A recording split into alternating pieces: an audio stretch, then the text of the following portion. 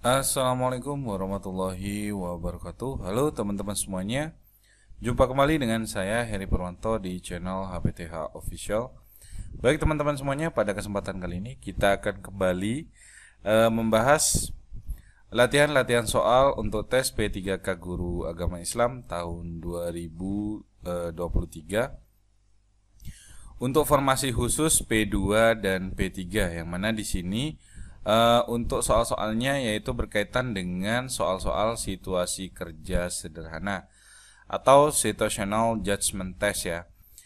Dan bagi teman-teman yang mungkin baru bergabung di channel ini atau baru menemukan channel ini, jangan lupa untuk mengklik tombol subscribe agar tidak ketinggalan setiap saya update video-video terbaru di channel ini. Baik teman-teman, kita akan mulai pada pembahasan soalnya tanpa perlu berlama-lama lagi. Nah, di sini saya sudah menyiapkan beberapa soal yang akan kita bahas sesuai dengan kisi-kisi yang sudah diedarkan oleh Kemenpan RB, teman-teman. Nah, di sini Anda adalah seorang guru PAI di sekolah inklusi dan Anda memiliki siswa dengan kebutuhan khusus yang memiliki IEP. IEP siswa tersebut mencangkup rencana untuk memberikan dukungan tambahan dalam pembelajaran agama. Bagaimana Anda harus mengintegrasikan IEP siswa ini dalam pengajaran Anda? Yang A, melanjutkan pengajaran sesuai dengan kurikulum umum dan tidak memperhatikan IEP siswa. Kemudian yang B, mengabaikan IEP dan memberikan tugas yang sama untuk semua siswa. Kemudian yang C, membaca IEP siswa dan merancang pengajaran yang sesuai dengan kebutuhan dan tujuan IEP tersebut. Kemudian yang D, memberikan tugas tambahan untuk siswa tersebut yang tidak sesuai dengan IEP. Kemudian yang E, meminta siswa untuk mengajar diri mereka sendiri sesuai dengan IEP mereka. Nah, kita lihat di sini teman-teman, apa itu IEP. Nah, IEP ini adalah Individualized Education and Program ya. Adalah pondasi dari pendidikan untuk anak berkebutuhan khusus. Nah, IEP memberikan gambaran tentang pelayanan dan program yang akan diterima anak serta tujuan pembelajaran yang akan dicapai. Nah, IEP merupakan bentuk kerjasama tim. Tim dapat terdiri dari orang tua, guru pendamping, dan terapis, dokter, dan psikolog. Nah, ini merupakan pengertian dari IEP itu, teman-teman. Nah, kita akan bahas di sini, teman-teman. Untuk siswa dengan IEP, penting untuk membaca dan memahami IEP mereka dan merancang pengajaran yang sesuai dengan kebutuhan dan tujuan IEP. Nah, ini memastikan bahwa siswa dengan kebutuhan khusus mendapatkan dukungan yang sesuai dalam pembelajaran agama. Jadi jawabannya ada pada option yang C. Ini merupakan tindakan yang akan Anda ambil, yang harus Anda ambil ya teman-teman. Di sini yang paling baik. Jadi adalah yang C, yaitu option yang C. Kemudian mungkin teman-teman ada yang bertanya, untuk option A, B, dan D itu apa? Tidak boleh, Kak? Boleh. Cuma yang lebih baik atau lebih bagus itu adalah jawaban yang C. Nilai yang sempurna adalah nilai yang C. Selanjutnya, nah, Anda adalah seorang guru PAI di tingkat sekolah menengah. Anda memiliki siswa dengan IEP yang mencangkup strategi pembelajaran berbasis audiovisual untuk membantu mereka memahami materi dengan lebih baik. Bagaimana Anda dapat mengintegrasikan IEP siswa ini dalam pengajaran Anda? Nah, yang A, terus mengajar seperti biasa dan tidak memperhatikan IEP siswa. Kemudian yang B, mengabaikan strategi pembelajaran berbasis audiovisual dan menggunakan pendekatan pengajaran konvensional. Kemudian yang C, merancang materi pembelajaran dengan memanfaatkan audiovisual dan meminta siswa lain untuk mengikuti. Kemudian yang D, memberikan materi pembelajaran hanya dalam bentuk audiovisual tanpa pengajaran tambahan. Kemudian yang E, meminta siswa untuk mengajar diri mereka sendiri sesuai dengan IEP mereka. Kita lihat di sini untuk pembahasannya adalah untuk siswa dengan IEP yang mencangkup strategi pembelajaran berbasis audiovisual, guru dapat merancang materi pembelajaran yang memanfaatkan pendekatan ini. Nah, penting juga untuk mempertimbangkan siswa lain dalam kelas. Menggunakan materi audiovisual sebagai alat bantu sambil melibatkan siswa lain adalah pendekatan yang baik. Jadi di sini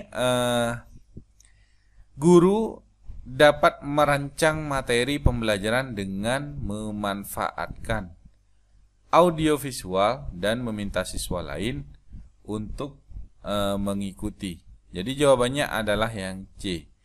Nah, di sini dalam mengintegrasikan IEP dalam pengajaran PHI, guru perlu memahami dan mendukung kebutuhan khusus siswa tersebut untuk memastikan mereka mendapatkan pendekatan pembelajaran yang sesuai. Selanjutnya, Anda mengajar pendidikan agama Islam di kelas 8 di sekolah menengah dengan siswa beragam tingkat kemampuan. Bagaimana Anda dapat menerapkan prinsip-prinsip differentiated learning dalam pengajaran Anda? Yang A, merancang tugas yang sesuai dengan tingkat kemampuan masing-masing siswa dalam kelas. Kemudian yang B, memberikan semua siswa tugas yang sama tanpa mempertimbangkan tingkat kemampuan. Kemudian yang C, mengabaikan siswa yang lebih berbakat dan fokus hanya pada siswa yang memerlukan dukungan ekstra. Kemudian yang D, meminta semua siswa untuk mengikuti pelajaran tambahan di luar jam sekolah. Kemudian yang E, memindahkan siswa yang lebih berbakat di kelas lain agar mereka tidak terlalu terbebani. Nah, kita akan lihat di sini teman-teman untuk pembahasannya terkait dengan prinsip-prinsip differentiated learning melibatkan merancang tugas yang sesuai dengan tingkat kemampuan masing-masing siswa dalam kelas. Ini memungkinkan semua siswa untuk belajar sesuai dengan kebutuhan mereka dan mencapai potensinya. Jadi di sini adalah yang A, yaitu merancang tugas yang sesuai dengan tingkat kemampuan masing-masing siswa dalam kelas. Selanjutnya, Anda mengajar di sekolah dasar dan memiliki siswa dengan kebutuhan khusus dalam kelas Anda. Bagaimana Anda dapat menerapkan prinsip-prinsip differentiated learning untuk mendukung siswa ini? Nah, ini merupakan siswa berkebutuhan khusus ya, yang ada di dalam kelas Anda. Nah, yang A, meminta siswa tersebut untuk mengikuti kurikulum reguler tanpa penyesuaian. Kemudian yang B, memberikan tugas tambahan yang lebih sulit daripada yang lain untuk siswa tersebut. Kemudian yang C, merancang tugas yang sesuai dengan kebutuhan dan tingkat kemampuan siswa tersebut. Kemudian yang D, mengabaikan siswa tersebut karena kebutuhan khusus mereka. Kemudian yang E, meminta siswa tersebut untuk mengikuti kelas khusus di luar sekolah. Nah, kita lihat di sini. Prinsip-prinsip differentiated learning melibatkan merancang tugas yang sesuai dengan kebutuhan dan tingkat kemampuan siswa. Dalam kasus siswa dengan kebutuhan khusus, tugas yang disesuaikan dapat membantu mereka untuk belajar dengan lebih efektif. Nah, untuk prinsip-prinsip differentiated learning adalah pendekatan yang penting dalam pengajaran PAI, terutama ketika siswa memiliki beragam tingkat kemampuan dan kebutuhan. Nah, menerapkan prinsip-prinsip ini memungkinkan guru untuk memberikan pengalaman pembelajaran yang sesuai dengan setiap siswa dalam kelas. Jadi, Jawaban yang paling pas atau yang paling benar adalah yang C, yaitu merancang tugas yang sesuai dengan kebutuhan dan tingkat kemampuan siswa. Jika ada tambahan dari teman-teman silahkan ya ditambahkan di kolom komentar. Kita bisa sharing di situ seperti biasa. Selanjutnya, Anda mengajar mata pelajaran pendidikan agama Islam di sekolah menengah. Siswa Anda tampak tidak fokus selama pelajaran. Bagaimana Anda dapat menggunakan prinsip komunikasi yang efektif untuk mengatasi situasi ini?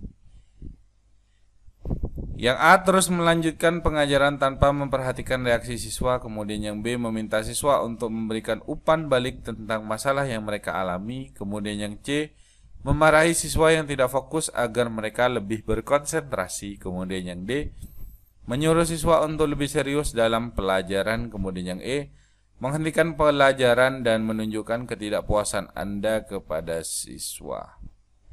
Kita lihat di sini prinsip komunikasi yang efektif melibatkan mendengarkan dan berkomunikasi dengan siswa.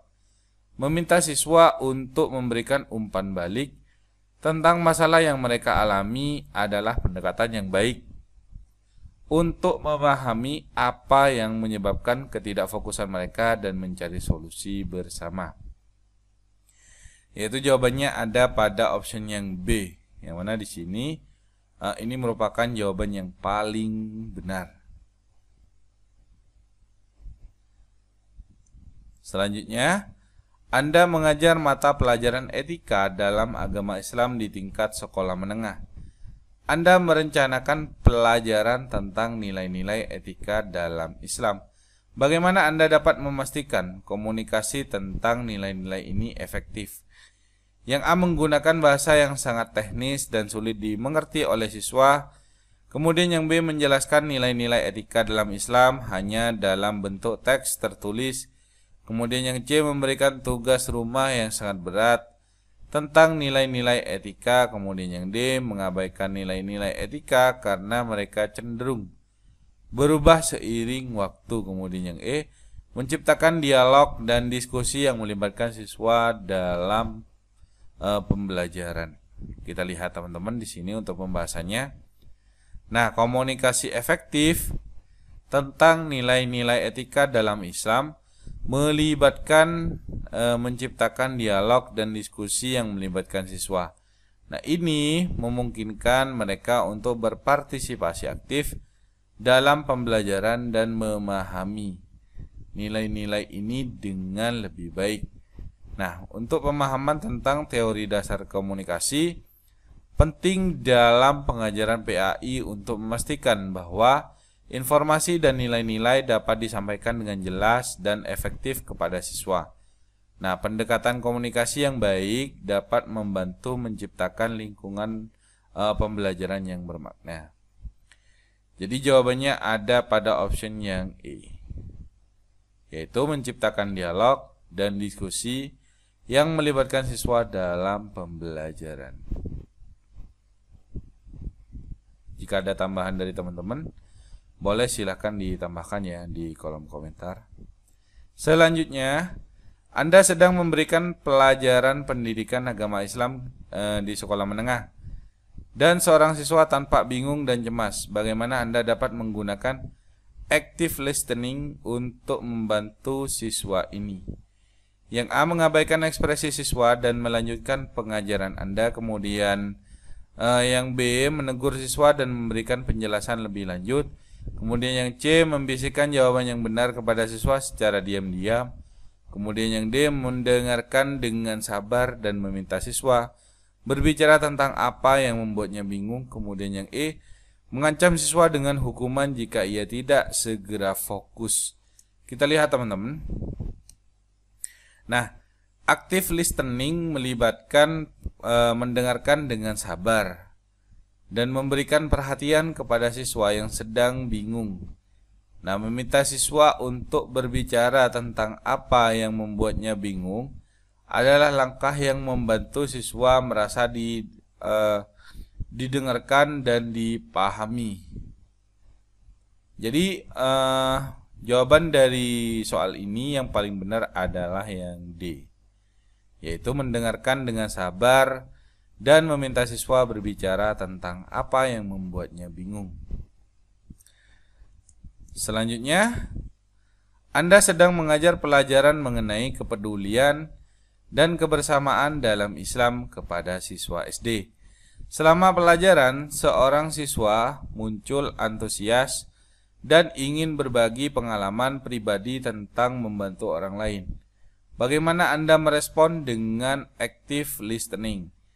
Nah, yang A mengatakan padanya bahwa Anda tidak punya waktu untuk mendengarkan ceritanya sekarang. Kemudian yang B memberikan komentar singkat dan kembali ke materi pelajaran. Kemudian yang C meningkatkan antusiasme siswa dengan mendengarkan ceritanya dengan penuh perhatian.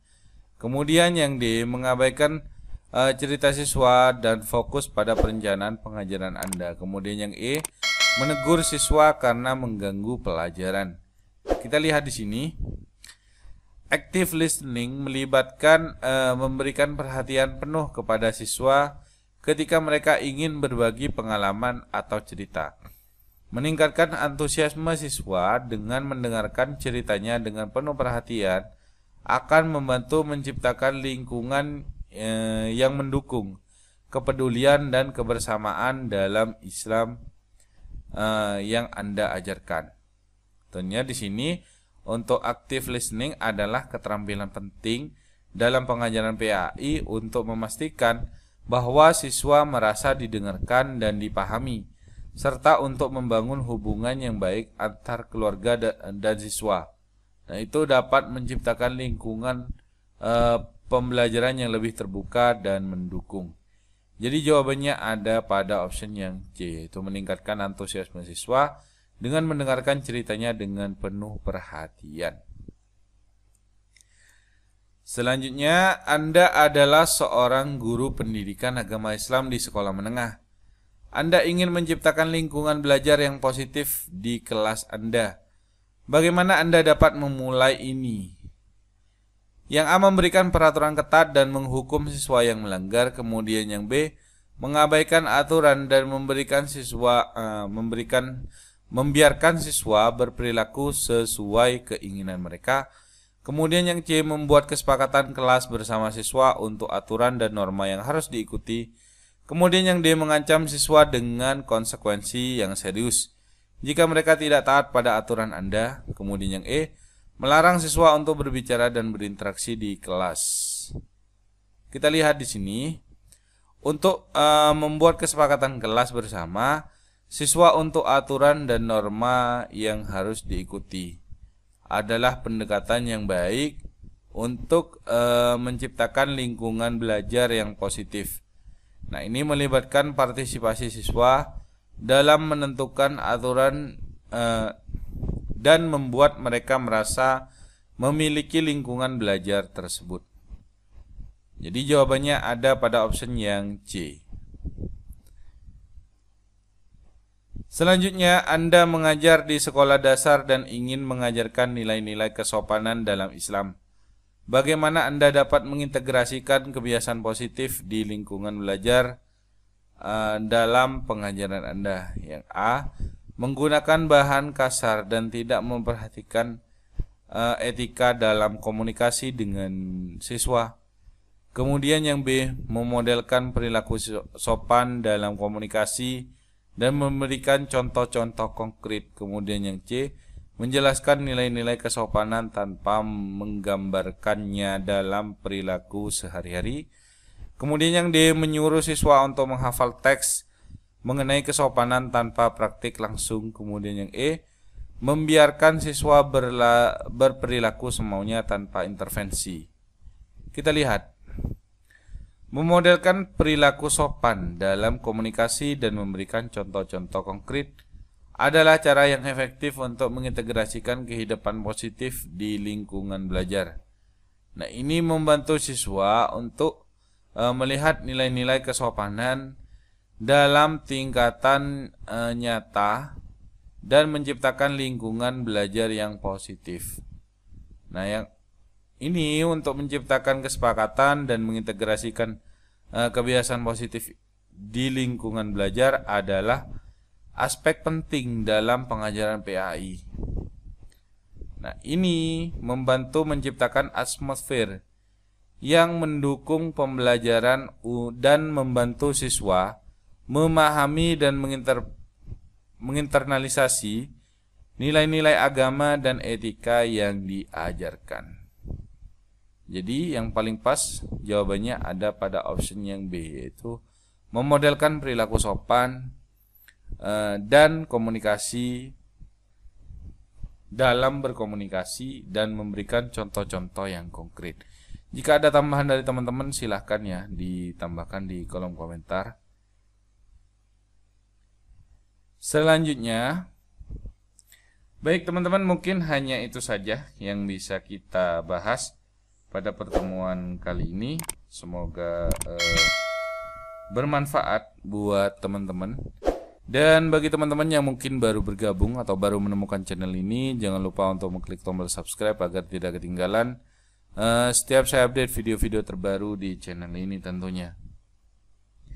Semoga bermanfaat untuk teman-teman semuanya, dan saya akhiri ya teman-teman. Kita akan jumpa kembali di video selanjutnya.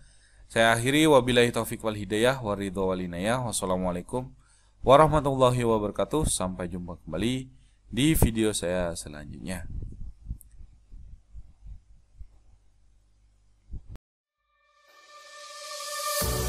I'm marveling your eyes.